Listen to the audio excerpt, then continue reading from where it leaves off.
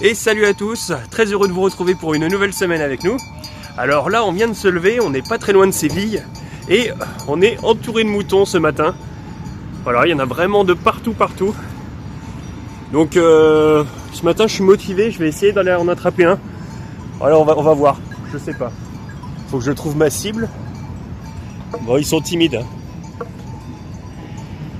Bon, j'espère qu'il n'y aura pas le berger qui sera dans le coin, sinon il va pas aimer. Ah, là il y en a beaucoup, je vais tenter.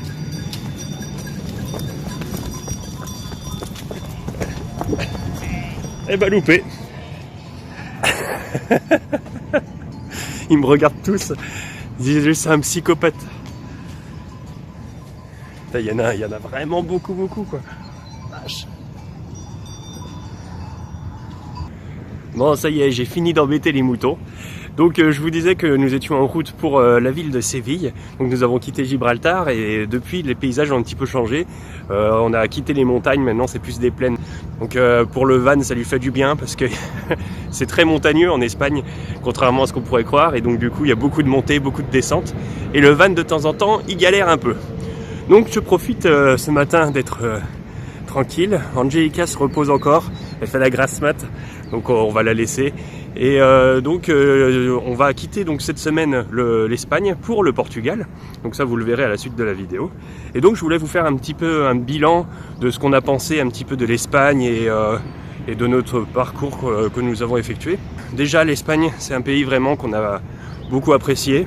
Vraiment dans la totalité, la globalité, on peut dire que c'est vraiment un pays super pour voyager en van ou bien en camping-car, même pour les voyageurs. C'est un pays super. La particularité en plus de cet endroit, enfin en tout cas pour nous, ce qu'on a ressenti, c'est qu'on a eu l'impression de voyager dans plusieurs pays, même des continents différents. Vraiment, c'est le premier pays qui nous fait ça, du moins en Europe, où on a eu l'impression d'être parfois comme dans le désert. Bon, j'espère qu'il n'y a pas trop de bruit, parce qu'il y a l'avion et la route. Bon. Donc oui, quand on était dans le désert, on avait l'impression d'être en Arizona, vraiment aux États-Unis. Et ensuite, on avait l'impression d'être dans des petits villages, d'être au Mexique. Après, dans d'autres endroits, on avait l'impression d'être en Amérique du Sud, au Pérou. Donc nous, vu qu'on a pas mal voyagé avant, on a eu l'impression de se projeter dans des pays qu'on a fait. Donc c'était assez marrant, cette sensation. Et donc, nous, c'est vraiment un pays qu'on vous conseille, particulièrement de voyager hors saison comme on a fait, même au mois d'octobre, au mois de novembre, comme en ce moment, où les températures sont encore clémentes. Et on a vraiment tous les endroits à nous, on est vraiment tout seul, on a les plages à nous, tout ça. Bon, alors, en effet, le matin, il faut mettre le petit pull, comme j'ai fait là ce matin. Mais à part ça, en journée, en général, le temps s'améliore beaucoup. Même si, comme vous avez pu le voir dans certaines vidéos, on a eu un peu froid et puis on a eu une petite tempête. Bon, c'est des cas exceptionnels. Mis à part ça, vraiment c'est top. Là on a hâte aussi de changer et puis de voir le Portugal parce qu'on n'a jamais été, ni moi ni Angelica. Donc je pense que ça va être quelque chose, on a tellement entendu parler qu'on a hâte de le découvrir. Bon voilà, je vais pas trop m'attarder. Donc on va continuer la route et puis on se retrouve à Séville. Et un petit peu de magie, allez. Alors là, on vient d'arriver à Séville et on va aller visiter une arène. Donc cette arène-là, c'est un monument historique. En effet, il y a beaucoup de gens qui la considèrent comme la plus belle et la plus élégante de toutes les arènes en Espagne.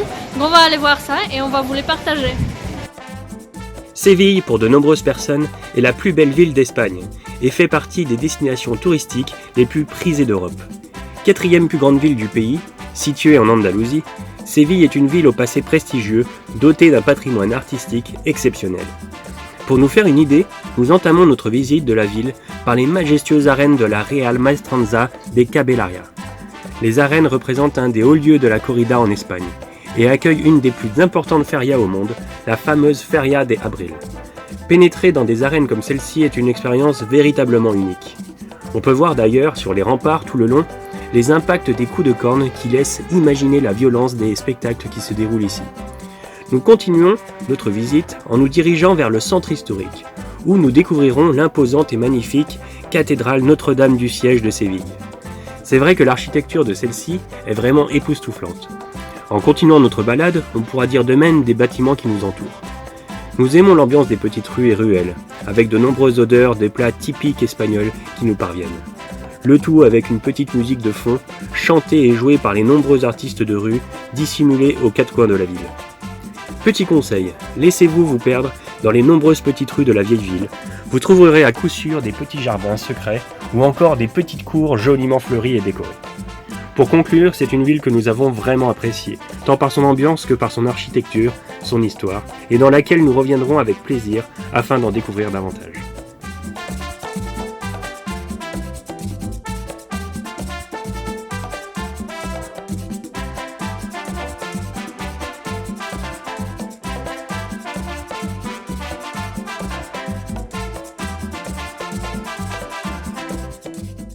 Bon, alors comme je vous l'ai dit en début de vidéo, on se dirige donc vers le Portugal. Donc là on n'est pas très loin de Huelva, on est sur une magnifique plage, vraiment très belle. En plus le sable est vraiment très fin, c'est agréable. Et ce soir on a un magnifique coucher de soleil. Vraiment on commence à avoir des belles couleurs, c'est vraiment super beau. Donc on finit notre voyage en Espagne vraiment sous les meilleurs auspices. Et donc on reviendra dans ce pays un peu plus tard. Donc là on va aller au Portugal environ entre 2 et 3 semaines. Et donc on reviendra par le nord en Espagne. Donc nous ce qu'on va faire c'est que on va envoyer notre petit drone, vous faire quelques belles vues encore de l'Espagne. Et puis après on se retrouvera au Portugal. A tout de suite.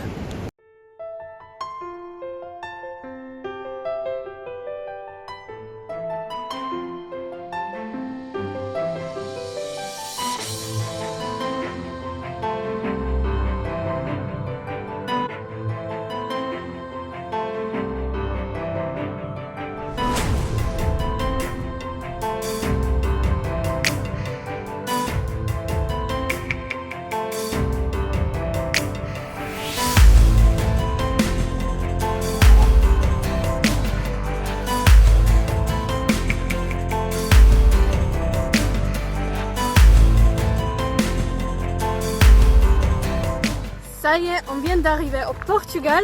On se trouve exactement à la frontière avec l'Espagne, dans un petit parc naturel dont les noms on ne se souvient pas, mais on va vous les mettre juste ici. Et ici il y a beaucoup d'oiseaux, donc on va les chercher et on va vous les montrer.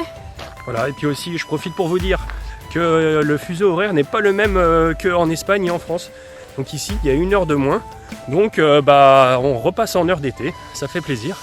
Je sais pas, mais je crois que j'ai un petit peu rajeuni, je sais pas si tu le vois. Ah bah ouais, carrément hein. Ouais, voilà. Donc on a rajeuni d'1 heure, ça fait plaisir. C'est toujours bon à prendre. Bon allez, trêve de bêtises, on vous montre les images.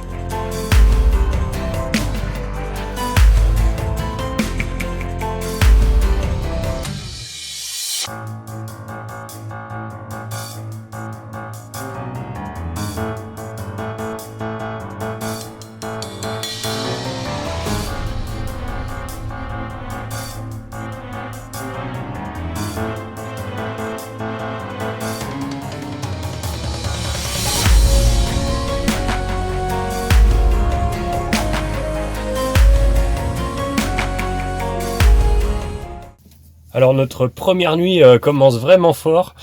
En fait on vient de se lever, il est vers les minuit là environ. Et on a été réveillé par des bruits. Alors on savait pas trop ce que c'était. Et du coup on s'est approché et ça venait du moteur. Et plus précisément du coin il y a de la batterie. Et en fait il y a des animaux qui sont rentrés dans le moteur et qui étaient en train de grignoter nos câbles. Donc je suis allé vite dehors, j'ai ouvert le capot. J'ai vu 2 gros rats sortir du capot. Donc je vais aller vous montrer un petit peu où ce qu'ils étaient. J'espère qu'on va voir avec la luminosité. Hop. Alors. Voilà, j'ai mis un peu de lumière. Donc en fait, ils ont commencé à grignoter là-haut, là, comme vous pouvez le voir. Ici. Et en fait, je ne sais pas si je vais y arriver. Avec le... Hop. Ils sont allés dans le trou qui se trouve dans le fond là-bas. Et ils sont sortis de là-dedans à toute allure. Et puis ils sont partis par en dessous. Parce qu'en fait, juste en dessous, ça donne directement dans le sol, voilà. Ça nous embête beaucoup cette histoire parce que du coup ils vont revenir, c'est ça le problème. Parce qu'on est en pleine nature. Et ouais, si on fait rien, si on se rendort, c'est sûr ils vont revenir, quoi. Du coup, eh bien, on va partir finalement de cet endroit parce que les espèces de rats, je sais pas ce que c'est. Si c'est des mulots, des souris ou des rats, bref, ils vont certainement revenir.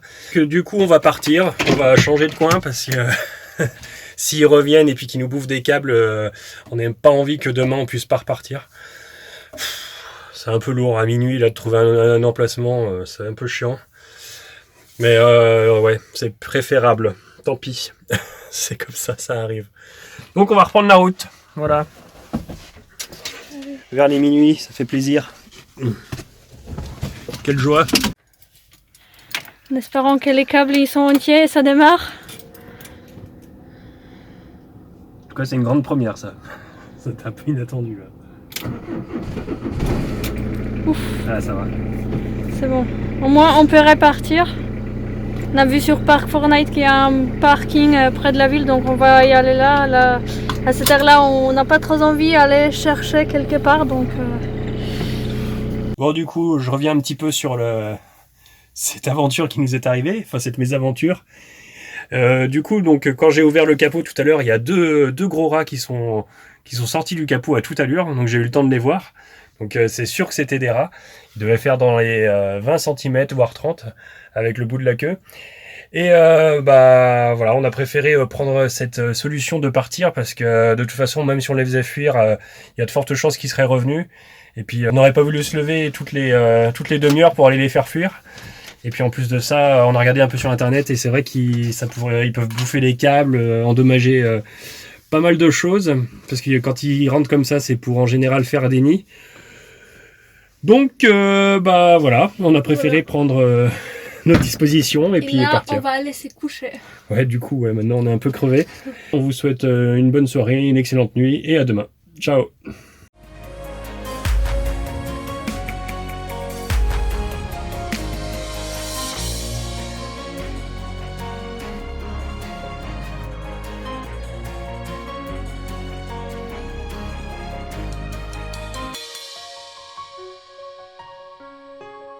Finalement, on est rentré à l'intérieur parce qu'il y avait beaucoup trop de vent à l'extérieur. Et puis pour vous éviter que vous ayez vraiment un bruit de vent qui soit désagréable aux oreilles, on a préféré vous parler ici. Donc c'est comme ça que se termine notre vidéo et on espère que l'histoire avec les rats c'est fini. Donc aujourd'hui on a trouvé un super beau spot au bord de la mer dans la nature et on espère qu'ici il n'y aura pas d'autres animaux sauvages qui voudront venir sous les capots de notre voiture et nous réveiller la nuit. Donc on espère que cette nuit ça va être plus tranquille. Alors je sais pas si vous avez déjà eu ce genre de problème d'animaux qui rentrent dans le moteur pour faire leur nid, mais en tout cas nous ça nous a beaucoup surpris, particulièrement que c'était des rats parce qu'en général c'est des fouines. Donc si jamais vous avez déjà eu une expérience comme ça, vous pouvez nous le dire en commentaire, ça serait intéressant.